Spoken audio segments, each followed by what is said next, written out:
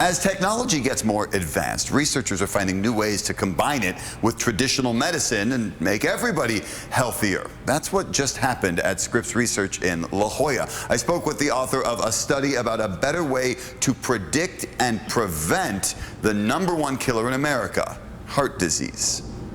Describes how we divvied up the data. Scripps Research professor Ali Torkamani is a doctor, but not in the medical sense. I am a computational biologist. That means he uses data, computers, tech to make healthcare better. I use a combination of computer science and sort of biology to do my work. And for the last few years, his work has focused on heart disease, the leading cause of death in the U.S. It's a very complex disease in terms of the factors that can lead to an eventual heart attack. Torkamani and his team at Scripps Research just published this paper about heart disease. They built what he calls a meta-prediction model that uses genomics, current risk factors like cholesterol, age, and blood pressure, and years' worths of a person's electronic health records to predict their risk for a heart attack.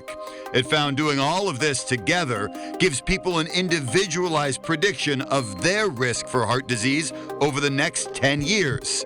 And it's 2 times as effective as traditional screenings. If you're an older male, you're essentially going to get a high risk prediction almost no matter what. So the personalization is sort of lacking. Now that they've built the model, Torkamani tells me the next step is getting doctors to start using it and patients to start acting on the new information. It's a little bit complicated in that you have to actually get people to respond to this. Yeah, you could tell them the risk and here, take this statin or eat healthier or get more sleep. But are they actually going to do it is up to them, right? Yeah, exactly. But I believe anyways, or the motivation that I have is behind this is, I believe as we personalize the risk more and more, that will get people to engage in using that information.